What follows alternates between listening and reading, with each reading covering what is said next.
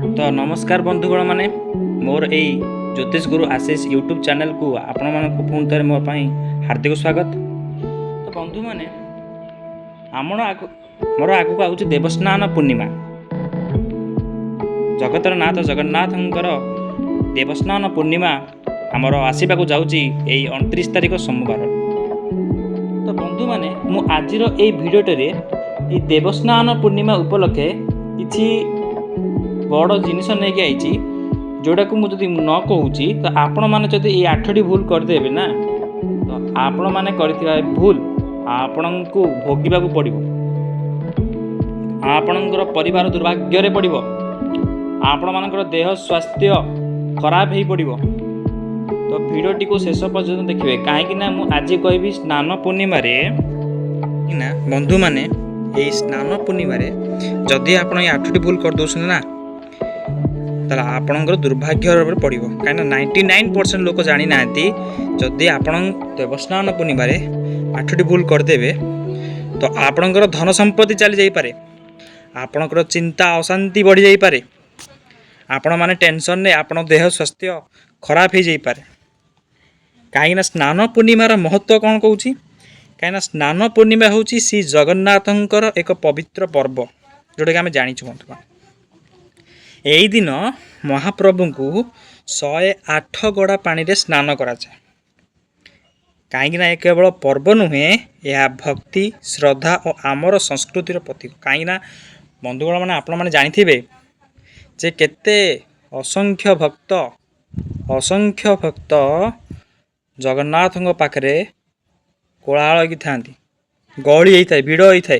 कहीं देवस्नान पूर्णिमा हूँ एमती एक पवित्र पूर्णिमा से माने चाहती से माने देखा चाहती देवदर्शन करने को चाहती जगन्नाथ को देखा चाहती जगतनाथ जगन्नाथ को देखा चाहती स्नान पूर्णिमा आई महासूचक यही पवित्र दिन जब आप 8टी भूल करदेवे ना तो आपण माने आपण मानकर दुर्भाग्य बहुत हम।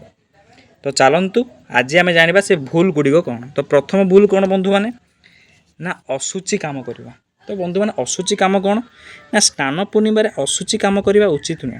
कहीं आप निजक सूची रखा दरकार। आप निज सूची न रखिए अशुचि काम करेंगे तो पवित्र देवस्नान पूर्णिमा आपण परिवार को अशांति झड़ माड़ी आसो, राग रुषा झगड़ा हम बुझीपार ना बंधुगण मैंने।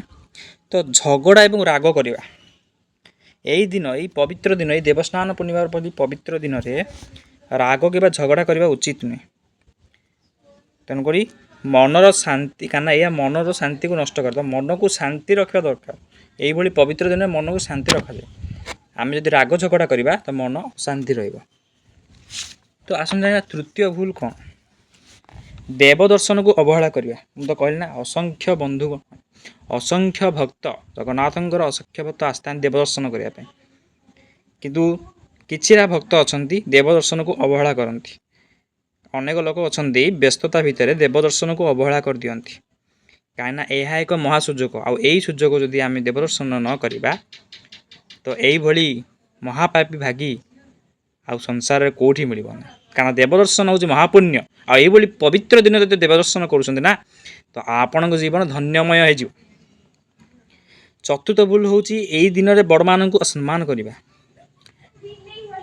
घरर बड़ मान को तो असम्मान करवा उचित नुहे ना, एटा तो भूल। कारण तांकर आशीर्वाद आपण को जीवन को बदल दब, आपण को जीवन को भल करे तांको आशीर्वाद जो आपण जीवन में आगे जाती। तो देवस्नान परी पवित्र दिन में बड़ मान को असम्मान करंतु नहीं। पंचम भूल कौन ना प्रसाद को सम्मान न देवा। जगन्नाथ का प्रसाद अभढ़ा केते महापुण्य बंधु माने भावतु। ये महाप्रसाद को पाइबा केते भक्त लाइन में लगी था केते कोलाहल लगी भिड़ होता है आपण मैंने जानी बंधुगण मान। तो यही दिन जब प्रसाद को जब तुम सम्मान सहित ग्रहण करवा दरकार यह महाप्रभुंकर अनुग्रह यह तो आप जानी बंधु मान। तो षष्ठ भूल कौन नियम मानिबा को अवहेला करवा। मतलब यही पवित्र दिन किसी नियम अच्छे କାରଣ ଦେବସ୍ନାନ ପୂର୍ଣ୍ଣିମା ମାନେ କେମିତି ଆମର ସ୍ନାନ ପୂର୍ଣ୍ଣିମା ଯାତ୍ରାରେ କ'ଣ କ'ଣ ସବୁ ନିୟମ ଅଛି, ବ୍ରାହ୍ମଣମାନଙ୍କର କ'ଣ ନିୟମ ଅଛି, ଭକ୍ତମାନଙ୍କର କ'ଣ ନିୟମ ଅଛି, ଭକ୍ତମାନେ କେମିତି ଦେବଦର୍ଶନ କରିବେ, ବ୍ରାହ୍ମଣମାନେ କେମିତି ସ୍ନାନ ପୂର୍ଣ୍ଣିମାରେ ଠିକ୍ ନିୟମ ଅନୁସାରେ ସ୍ନାନ ପୂର୍ଣ୍ଣିମା କାର୍ଯ୍ୟକ୍ରମ ପ୍ରସ୍ତୁତ ହେବ। ତ ଏହାର ଗୋଟେ ନିୟମ ଅଛି, ଯଦି ଆମେ ନିୟମକୁ ଅବହେଳା କରିବା କଥା ନୁହେଁ। କାରଣ ଏଇ ପବିତ୍ର ଦିନର କିଛି ନା କିଛି ନିୟମ ଥାଏ ବନ୍ଧୁମାନେ। ତ ସେଗୁଡ଼ିକୁ ଯଦି ସେଇ ନିୟମଗୁଡ଼ିକୁ ଯଦି ଆମେ ଅବହେଳା କରିବା ଉଚିତ ନୁହେଁ। ତ ବର୍ତ୍ତମାନ ସେଭେନ୍ଥ ଭୁଲ କ'ଣ ଆସନ୍ତୁ ଜାଣିବା। କ'ଣ ଅଛି ସପ୍ତମ ଭୁଲ? ଖରାପ କଥା କହିବା, ନେଗେଟିଭ୍ କଥା କହିବା କିମ୍ବା ନେଗେଟିଭ୍ କଥା ଭାବିବା। କାରଣ ଏଇଟା ତ ଠିକ୍ ନୁହେଁ ନା। କାରଣ ଆପଣ ନିଜକୁ ନେଗେଟିଭ୍ ଏନର୍ଜି ଯଦି ଭାବିବେ ତ ପଜିଟିଭ୍ ଏନର୍ଜି ଆସିବ କେଉଁଠୁ? ତ ଆପଣଙ୍କ ଭିତରେ ପଜିଟିଭ୍ ଏନର୍ଜି ଆଣନ୍ତୁ, ସକାରାତ୍ମକ ଚିନ୍ତା ରଖନ୍ତୁ।